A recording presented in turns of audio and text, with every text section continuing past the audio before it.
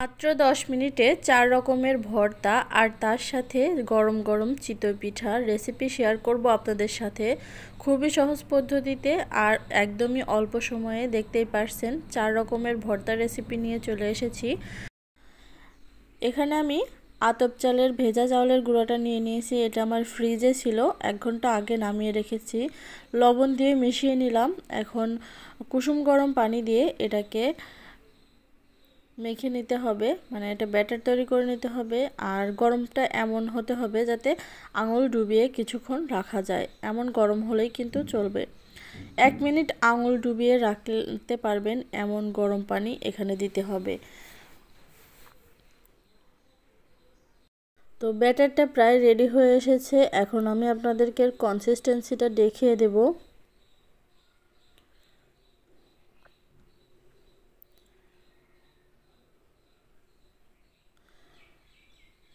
এই তো ভালোভাবে গুলিয়ে নেওয়ার পরে আমার কনসিস্টেন্সিটা ঠিক এরকম হয়েছে। আমার মনে হচ্ছে একটু ঘন হয়ে গেছে, তাই আমি আরও একটু পানি ব্যবহার করব, কারণ চিতই পিঠার ব্যাটার কিন্তু একটু পাতলা করে গুলিয়ে নিতে হয়। তো আমি আরও একটু পানি ব্যবহার করেছি, আর এখন ঠিক আছে। তো আজকের পিঠাগুলো আমি মাটির চুলায় তৈরি করব। তো তার জন্য আমি মাটির চুলাতে চলে এসেছি, আর তাওয়াটা খুব ভালোভাবে ধোয়া ওঠা গরম করে নিয়েছি। এখন ব্যাটারটা ঢেলে দিব। অবশ্যই চুলার আঁচটা কিন্তু অনেকটা বাড়িয়ে দিতে হবে, মানে হাই হিটে এই পিঠাগুলো ভাজতে হয়। সমপরিমাণ ব্যাটার আমি সবগুলোতেই দিয়ে দিয়েছি। এখন ঢাকনা দিয়ে ঢেকে রেখে দিব 2 মিনিটের জন্য।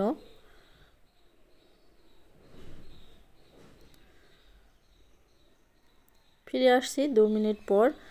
মাশাআল্লাহ, প্রথম পিঠাগুলোই আমার একদম পারফেক্ট হয়েছে। তো এইভাবেই আমি সবগুলো পিঠা তৈরি করে নেব।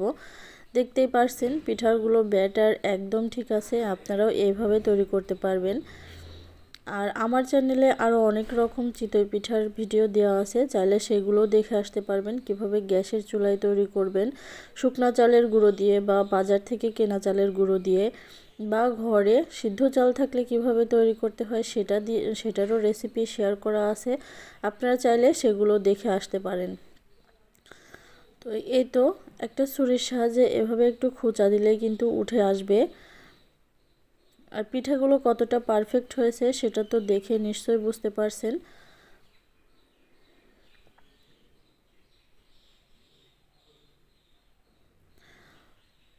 তো একই পদ্ধতিতে আমি সবগুলো পিঠা তৈরি করে নেব। আর এটা একটু কিন্তু সাবধানেই তুলতে হবে, কারণ মাটির খোলা একটু বেশি পরিমাণ চাপ দিলেই কিন্তু ভেঙে যাবে।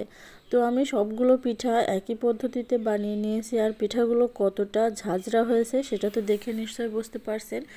এই পিঠাগুলো চাইলে আপনারা দুধেও ভেজাতে পারবেন।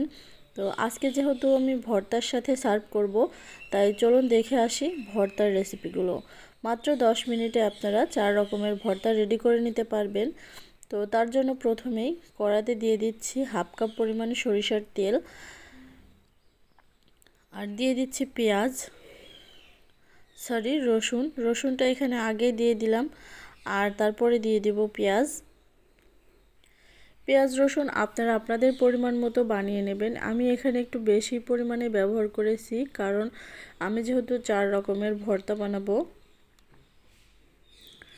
আর দিয়ে দিচ্ছি পরিমাণ মতো মরিচটাও একটু বেশি পরিমাণে দিয়ে দিবেন, কারণ ভর্তাগুলো একটু ঝাল হলে খেতে বেশি ভালো লাগে।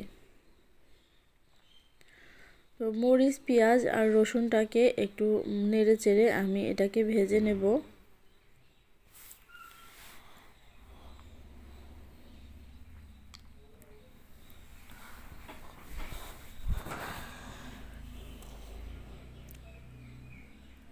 এটাকে কিন্তু ভেজে একদম ব্রাউন করে ফেলা যাবে না, একটু নরম হলেই চলবে। এই যে এরকমভাবে ভেজে নিয়েছি আমি। এখন চুলাটা অফ করে আমি এটাকে নামিয়ে নিব। আমরা যেহেতু শহরে থাকি, সব সময় আমাদের কাছে মাটির চুলা থাকে না। তো গ্যাসের চুলায় কিভাবে তৈরি করবেন সেটারও রেসিপি আছে, চাইলে সেগুলো দেখে আসতে পারেন। তো এটাকে এখন নামিয়ে নিচ্ছি। পেঁয়াজ রসুন ভাজাটা নামিয়ে নেওয়ার পরে ওই সেম কড়াইতে আমি দিয়ে দিলাম ধনিয়া পাতা।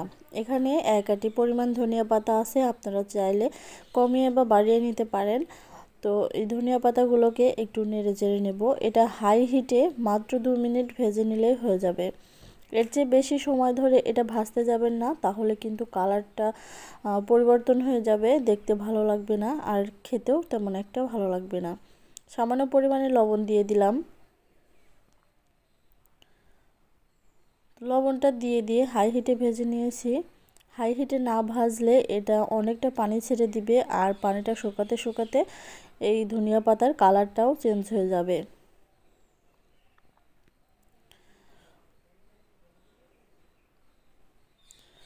তো 2 মিনিট ভেজে নিয়েছি, এখন এটাকে আমি নামিয়ে নেব। দেখতেই পারছেন এটা অনেকটা পানি বের হয়েছে তবুও। তো পানিটা জাস্ট হাই হিটে জাল করে শুকিয়ে নিয়েছি, এখন এটাকে নামিয়ে নিচ্ছি। এখন এখানে তিল ভর্তা করার জন্য সাদা তিল দিয়ে দিচ্ছি, আপনারা চাইলে কালো যে তিলটা পাওয়া যায় সেটাও দিতে পারেন। তো 1 মুঠো তিল ব্যবহার করেছি এখানে, আর মিডিয়াম টু লো হিটে রেখে এটাকে ভেজে নেব।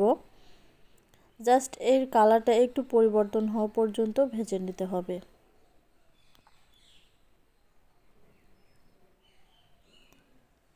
এই তো আমি এখন চুলাটা অফ করে দিব, কারণ এর কালারটা পরিবর্তন হয়েছে, দেখে নিশ্চয়ই বুঝতে পারছেন। তো এটা বেশিক্ষণ ভাজার কোনো প্রয়োজন নেই। এটাকে নামিয়ে নিচ্ছি। নামিয়ে এটাকে একটু ঠান্ডা করে নেব।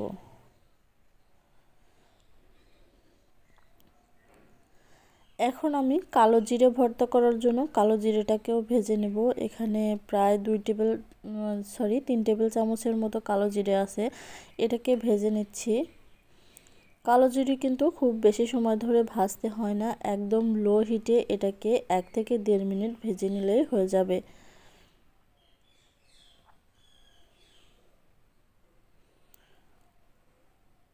তো এই তো 1 থেকে 1.5 মিনিটের মতো ভেজে নিয়েছি, এটাকেও এখন আমি নামিয়ে নিচ্ছি।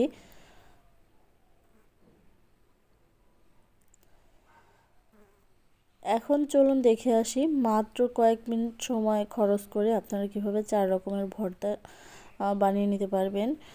তো এখানে দেখতেই পারছেন পেঁয়াজ রসুনটা আগেই ভেজে রেখেছিলাম, তাই এটাকে সমপরিমাণ ভাগ ভাগ করে এভাবে দিয়ে দিচ্ছি, একসাথে বেটে নেব।